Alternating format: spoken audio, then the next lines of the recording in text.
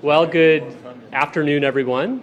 Thank you for being here. I'm Sheldon McCormick, CEO of Communitech. And let me say it's great to welcome you all to Communitech, and it's great to welcome you to Waterloo Region. This is a community that has proven time and time again that you can build something world-class right here. It's a region where collaboration is in our DNA. And we have a deep bench of experts who show up and work together and get things done in this region. It's one of the reasons I'm excited and very grateful to have the opportunity to lead Communitech and help to usher in the next era of tech success in Waterloo Region. Now, I have been in this role for about 60 days. In that time, I can say I've seen firsthand just how fast things are moving with respect to artificial intelligence. Every founder that I speak to is thinking about it. Every team is experimenting. They are adapting and rethinking what's possible. The pace of change with respect to artificial intelligence is impossible to ignore. AI is changing the playbook for how companies are built and the tools that are being used and the decisions that are being made. And at the same time, I would say that it's raising the bar for what it takes to grow and to compete. And that is why today's announcement really matters. It's about making sure that the right infrastructure is in place for responsible innovation. Today, in our local tech community, leaders are asking smart and urgent questions. Where does my data live? Who controls it? How quickly we move with AI really matters, but we can't lose sight of doing so with privacy, safety, and public trust. And how we answer critical questions with respect to these things will shape not just the companies that we build, but also the digital future that is built all around us. So there's much potential in this moment, but also a responsibility to get it right. And so I want to thank Minister Lecce and the Government of Ontario for being here today at Communitech and for continuing to engage the folks who are doing the work of innovation on the ground. And I'll now welcome Minister Lecce for a few words.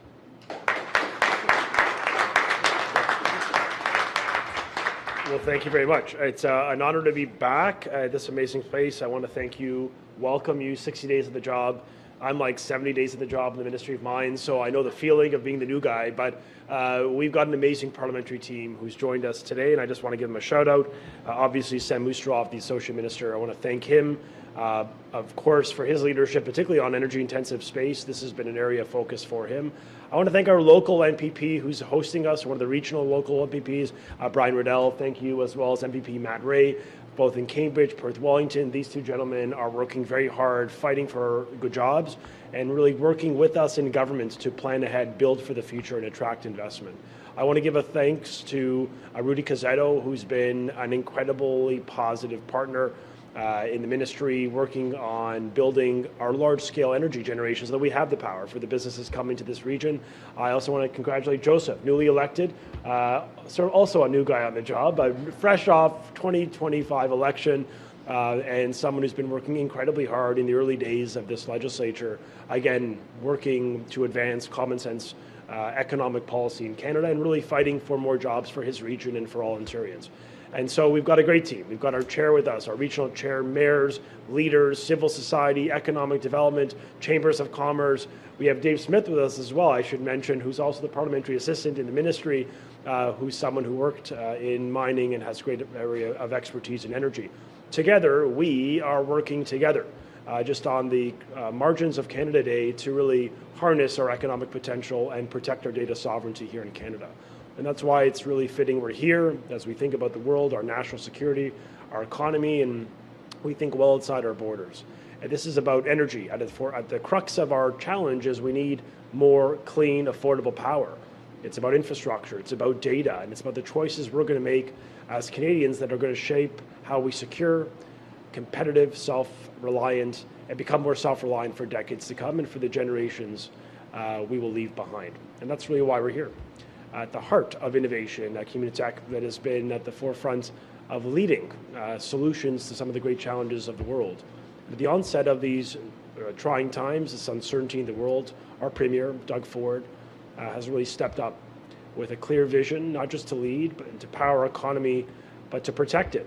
And with the demand for data and AI and cloud computing growing at unprecedented speed, we have a responsibility to ensure Ontario's energy system is strong, it is reliable, and it really works in the interest of Canada.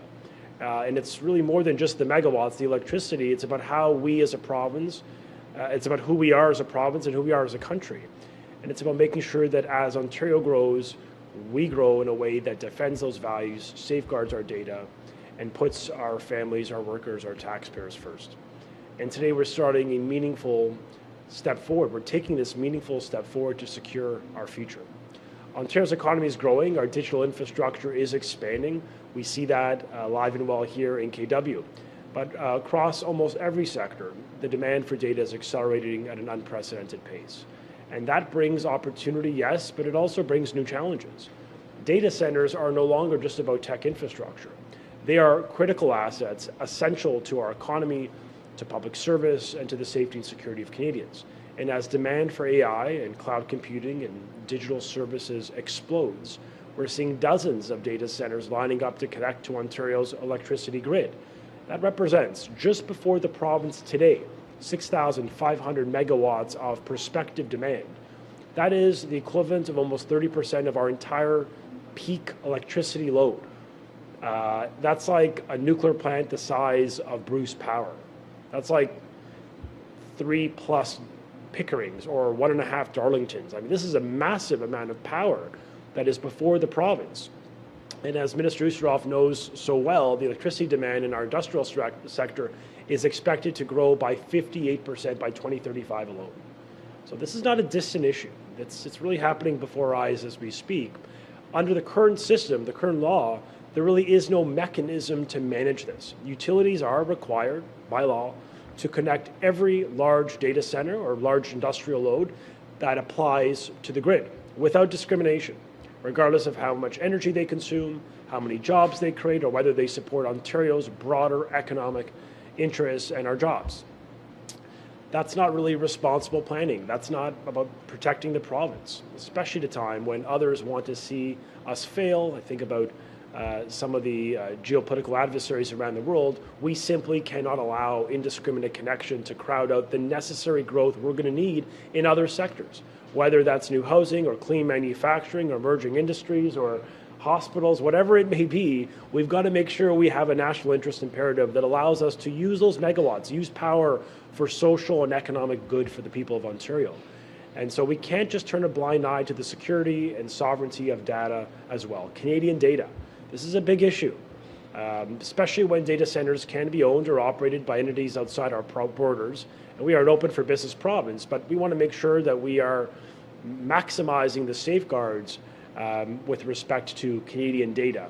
And that's why in Ontario, we believe Canadian data should stay in Canada where it's protected, because this is fundamentally about, yes, energy, but it's also about our economic competitiveness. It's about our national resilience and ensuring Ontario's power is used to build Ontario's future, not being diverted by default to whoever lines up first. That's not a plan. And so the plan we're bringing forth to you allows us to put our energy grid first and allows Ontario's electricity grid to remain clean. It's why we're building out nuclear power, the largest of its kind, investments, large-scale nuclear energy that we're expanding in Port Hope, in Bruce, and of course the first small modular reactor in the G7 we're building at Darlington. But in order to do that, we must protect the assets we currently have. And that's why our government is stepping in. We're stepping up with action that is clear and strategic and grounded in the public interest. And so the response is clear. We will grow strategically and responsibly in a way that protects Ontario's long-term interests and maximizes the economic benefit for Canadians. Just a few weeks ago, we announced Energy for Generations. This is the first integrated energy plan of its kind in any subnational government in the Western world. It's the same spirit behind the integrated energy plan about this announcement today. It's about building the future on our terms, ensuring we have that affordable, reliable, and secure power that the world and the province is going to need, and also to help us win in a digital world. Ontario isn't just open for business. We're ready to lead in one of the fastest growing sectors in the global economy. And data center construction, that market is expected to be $49 billion by 2030. Canada is already a top 10 market. We generate $8 billion in revenue. And with the right investments and the right plan we're bringing forward today, we are well on track to hit the top 5. But we have to ask responsibly. That means prioritizing data centers that drive real value to the province. Job creation, innovation, economic growth, domestic data security. And we know that according to the National Cybersecurity Index, we're already doing well. This is the good to great principle. We want to scale up. We currently sit at second in the world for cybersecurity readiness, but it means we're not just a good place to build, we're a safe, trusted place to operate. And that's very important, particularly for foreign investors that are looking for certainty at a time of a lack of stability in the US or around the world. The message we're sending is powerful. Canada, and Ontario particularly, offers a dependable, secure, future-ready environment for digital infrastructure investment, which is really the basis so much of the tech triangle that is emerging between York Region and KW and right across Ontario. And that's why, as I mentioned, we introduced this plan, the Energy for Generations. We also introduced legislation sort of anchored with it. The legislation is called Protect Ontario by Securing Affordable Energy for Generations Act. This plan, this legislation allows Ontario to control how electricity connection requests are managed. And that starts today with data centers. Under this proposed amendment, large-scale data centers will require government sign-off before being able to connect to the grid, making sure that every connection supports Ontario's bigger picture, jobs, growth, and the security of data. This is about building a grid that powers growth and drive results. As we know, data centers will be prioritized that deliver real, meaningful benefits to both the local communities and to the province's long-term competitiveness. And we're talking about good jobs, securing local data storage, and creating a stronger, more competitive economy. So with this legislation, with this plan, we're shifting to a smarter, more predictable approach, one that really welcomes investments, but aligns with our energy goals and puts Ontario at the front foot in both technology and energy sectors. We're also doing something else. We're protecting your data, Canadian data, and we're making sure that we have the capacity to keep your data here at home, not in a cloud that actually is housed perhaps in China, but here in this province. And doing that is the right move. We're making sure that we're protecting from the misuse or weaker foreign privacy regimes by enhancing investments through the Ontario Energy Board. This is for us. This is for Canada. And as global economic and political trends continue to shift, long-term energy planning isn't just more complex, it becomes critical. But we're ready. We're ready in Ontario with a forward-thinking, coordinated approach, 25-year roadmap, as I mentioned, that integrated energy plan. It aligns our energy policy with the economic and security and innovation that we know is necessary for a strong economy like Ontario's. And we're leading. We'll make sure that Ontario's energy system continues to deliver real results, affordable power for families here in Kitchener and Waterloo, and frankly, right across Ontario, because protecting Ontario means powering Ontario, and powering Ontario means planning for the digital, the industrial, the technological realities of the 21st century, and what will come well beyond that. And that's why we're here, building the grid of the future, a clean grid with urgency and ambition, and we're going to keep pushing forward. Our premier demands, we keep pushing forward. We keep creating jobs, we keep fighting for affordability, we keep opposing higher taxes, we keep diversifying our trade exports, that we are a strong, self-reliant Canadian economy, the strongest in the G7. That is the aspiration of our premier. It is the aspiration of every parliamentarian with us today. Now, I got to give, as I conclude, I want to just give a quick introduction to Sam Moosterhoff. You should know, one of Sam's great passion projects has been building a regime, a policy that puts the national interest first as we manage thousands of megawatts of demand on the grid. This man is largely responsible for the actions we're announcing today, and I'm very grateful to serve with him. So please welcome Sam Moosterhoff. Thanks so much. Well, thank you very much, Minister Lecce. What a beautiful afternoon it is here in Waterloo, and I just have to acknowledge the leadership of the Minister in making today a reality, and also those who have put so much work into this. It really is another new and innovative initiative. You know, this is a particularly important announcement for one of our province's growing major energy-intensive industries. Earlier today, I had the chance to join the MPP for Perth Wellington, Matt Ray, at St. Mary's Cement. We also just came from Maple Leaf Foods in London. These are major, large energy-intensive industries who are growing, and we're seeing that growth in every part of this province. But with that growth, with those expansions, comes the need to plan proactively to ensure that we're able to support the energy-intensive sector in the data space, but also support these new industries who are coming and growing, in many cases, who are expanding their operations here in our province. And that's why we are preparing Ontario's electricity grid to support industries like data centers that will continue to shape the future of our economy for years to come. We're not just thinking about today. We're not just taking short-sighted policy actions. We're taking actions that will continue to unlock more opportunities in this sector. And we know that it's needed because increased demand from data centers is inevitable. I think all of us who have been on the internet recently can tell you that that's more and more becoming a reality with artificial intelligence. But good data centers are also crucial to our national security as much as they are to protecting consumers. When it comes to computing power and storage, they are really crucial to the everyday services we rely on. Everything from the cloud services we might subscribe to, maybe you have your family pictures on those clouds or work emails.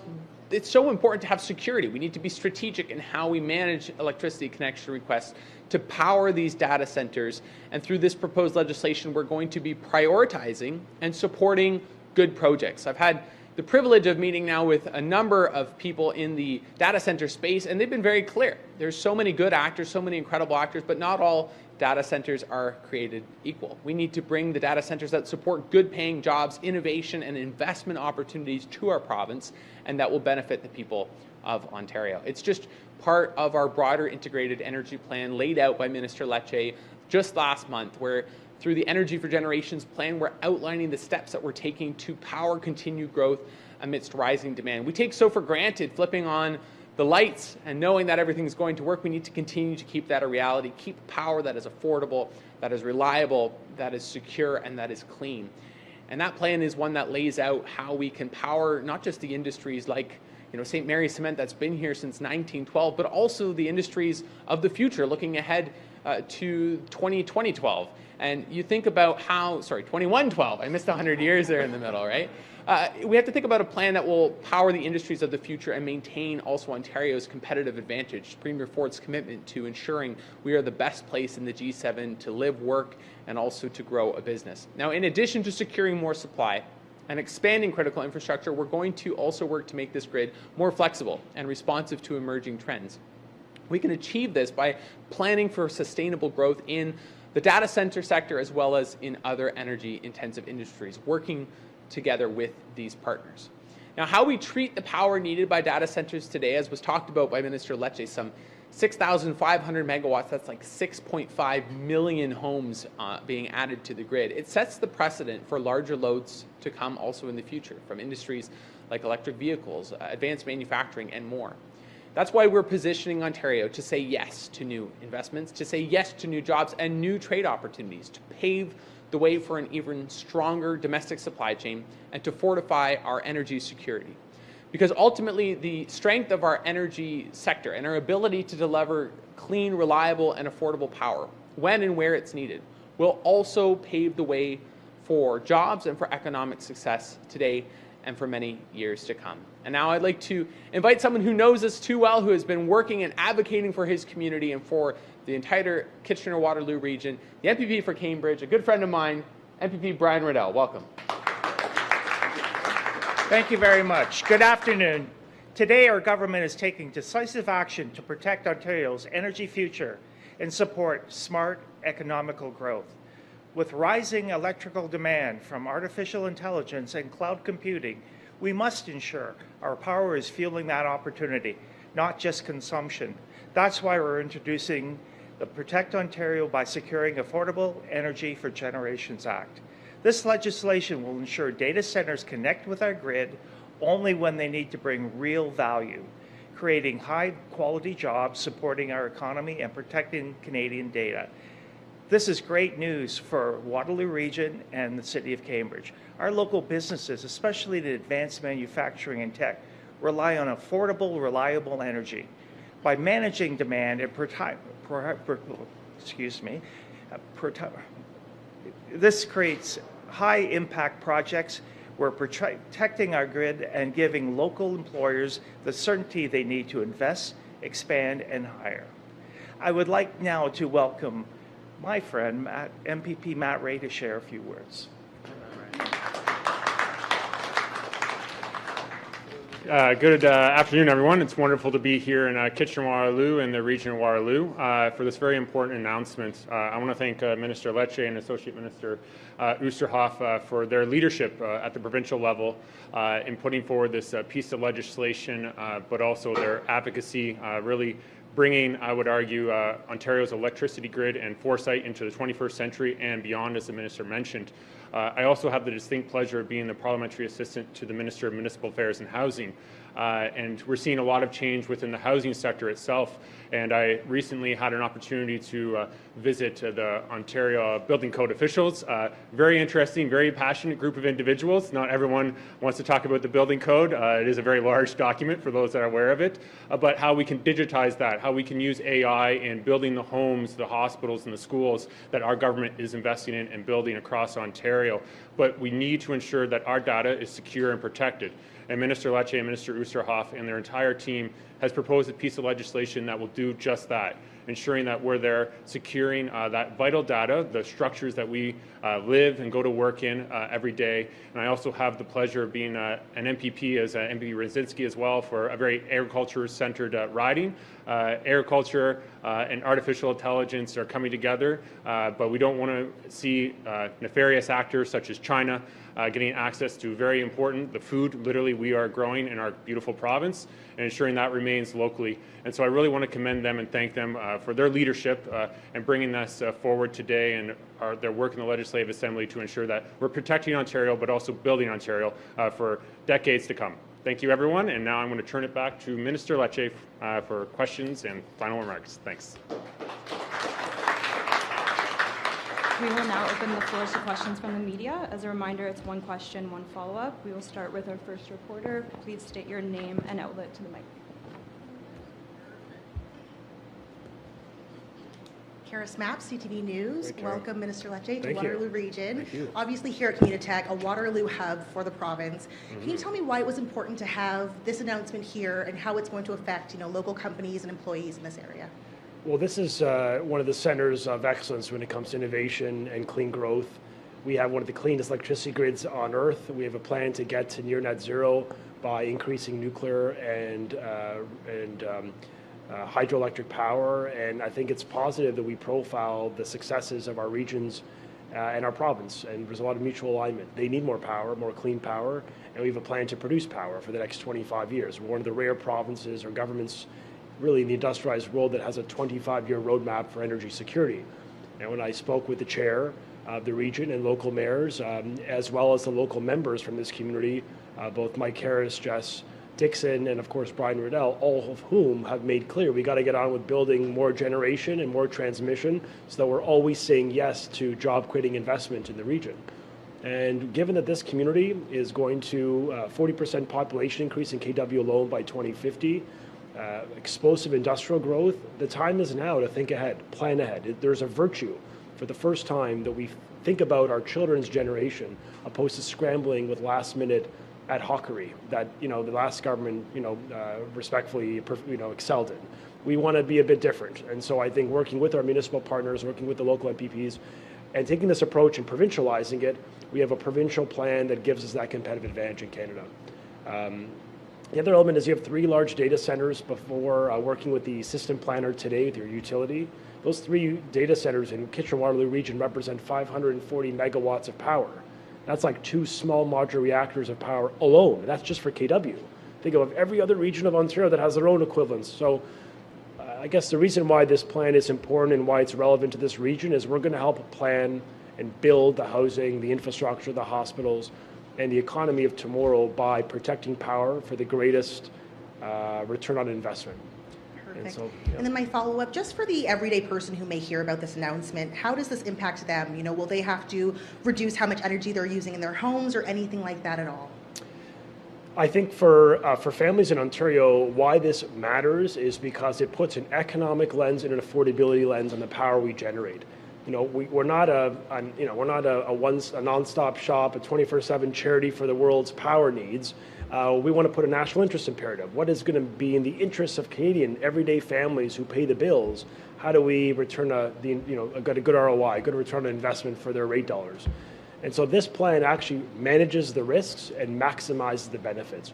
So for a lot of families, if we didn't have this policy, I think bills would go up. And remember, just a decade ago, when we got elected in 2018, just shy of a decade, energy rates were the highest on the continent. We paid 400% more. The government of the last government increased hydro rates because of last-minute planning and because of poor decisions that led to high rates. And so why this matters is we're thinking ahead, we're building ahead, we're taking time to get it right, and we have a 25-year horizon to keep energy bills low. And I think that the virtue here is affordable power, clean power, reliable power that's being used for the greatest return on investment for the people of Kitchener-Waterloo. So, Thank you. yeah, thank you. Hello there. Asad Chishti, CBC News. Thank you. My first question is just around, you've mentioned in this announcement that you're prioritizing data centers. Mm-hmm. Is there some sector or some aspect that you're deprioritizing while you're prioritizing data centers? No, I mean, we're open to all data center proposals that come to the ministry, but what's going to change is that projects that come to us that prioritize or that secure their data in Canada are the ones that get prioritization. We want to ensure that those that come before us, that we put first in the queue, the projects, not just that happen to, based on a calendar, come before the ministry, but based on objective criteria, like where's the power stored, who's the builder, is it Canadian materials, is there a clear economic investment for this massive amount of power that has to be generated and then transmitted to the company. So it's not about declining, really, it's actually about just creating a clear rules of engagement for the market, that we want to attract investment, but there's got to be a clear value when it comes to our economy, when it comes to affordability, when it comes to the sovereignty of our data, because I think it's clear we can't rely on, unfortunately, many of our historic allies, where during the pandemic, I think about PPE being denied exports from the US. I mean, during a life-saving mission, a time where we would think we can come together, even then we couldn't rely on our closest trading partner. So this is a wake-up call. We hear it, we're getting ahead of the curve, and we're simply putting Canada's interest first. Thank you. Follow-up question is, in regards to coming up with this plan as well as the energy plan that you laid out recently, have you been having these conversations and research outside of Ontario jurisdictions?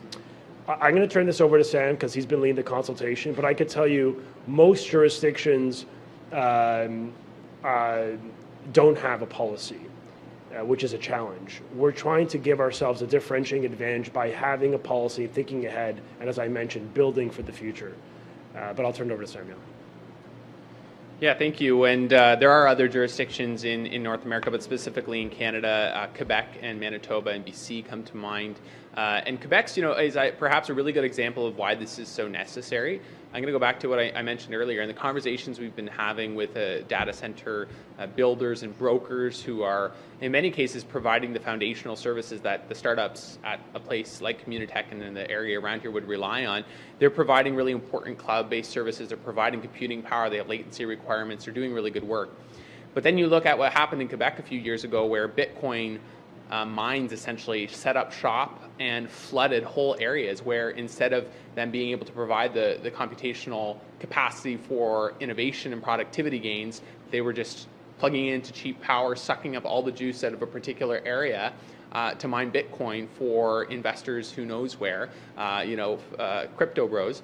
And what ended up happening as a result was they were losing control of their capacity to attract new investment. So we're being proactive. We're saying we recognize there's a huge value to good data centers that, again, provide that base foundational support, but we can't have actors sometimes opaque without clarity of where they're coming from, what the data centers are doing, foreign actors, as was mentioned, from not necessarily the friendliest states in some situations, and we need to be able to be responsive. So this is absolutely both based on those sorts of examples, but also the feedback we've heard from the energy sector more broadly, who say, and frankly, new loads looking to come to Ontario, saying we're looking at an investment, but we want to ensure that there's clarity and certainty about the power available.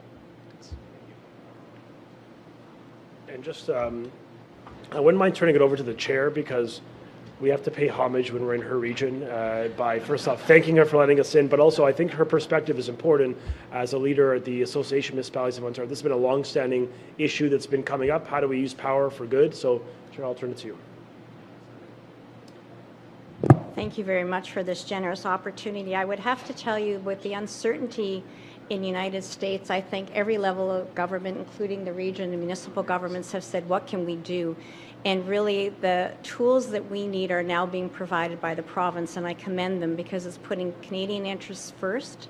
It's providing a framework to navigate forward, but it's also looking for new opportunities. So I think the combination of surety in moving forward, as well as protecting Canadian interests, is absolutely great news for a region like Waterloo, who was number 4 on the list of areas or regions that would be impacted by the tariffs. So really commend the provincial government for this kind of leadership. Okay. That concludes today's press conference. Thank you for everyone coming. Thank you. Thank you all. Thank you.